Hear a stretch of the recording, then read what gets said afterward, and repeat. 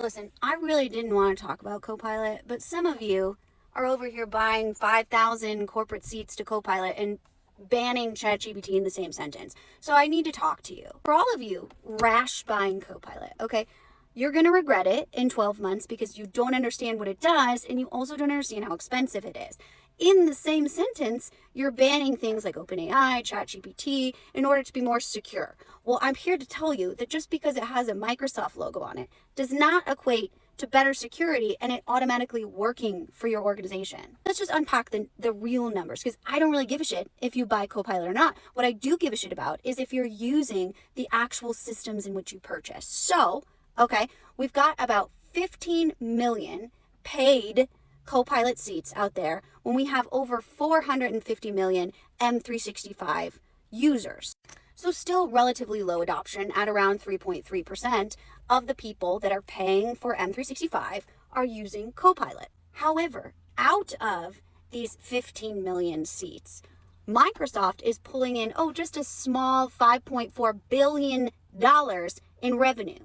Not bad when only 3% of your main base of users are using it, yet you measured a 160% year-over-year increase because of that AI tax, and only 40% of those users are actually active profiles. So we've got a lot in shelfware pricing. If you're buying Copilot at, about $30 per seat, you better figure out how that's going to make you money. So if you're just buying everyone a license with an active Outlook account and have no clear direction on how they're going to leverage it, you might as well just go up to the roof and throw your money off of it.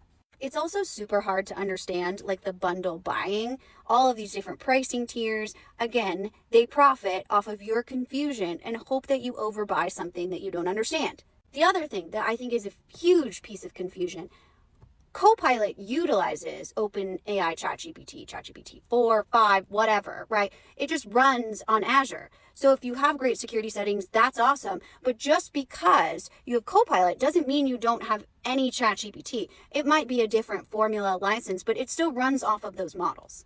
So these companies that are coming in here and saying, hey, ChatGPT is totally out, Copilot's more secure, and it's in, that doesn't make any sense. So Copilot has nothing to do with your security, right? Everything about your AI governance does.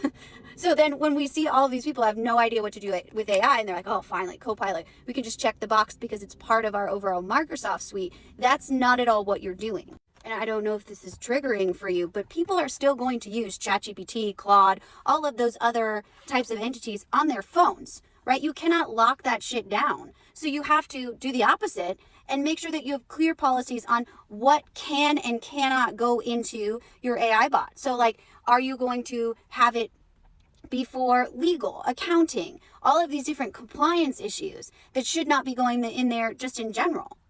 And the reason that I say you regret it in 12 months without a plan, or if you think you're just buying it because it's overly secure and all of a sudden you've checked that AI box, that is the issue. You have no, rule-based user groups. It only takes one scary incident for people to completely lock it down and for us to not receive any return on investment for our Copilot licenses. Oh, and by the way, you can't just cancel them, right? You are signing blood and trapped in these types of things that now all of a sudden you're spending 7 figures on that you didn't think through just because it has a Microsoft logo. So if nothing else, at least sit down and plan what you're going to do with Copilot and understand that it doesn't just come with its own security feature. You need to build that in.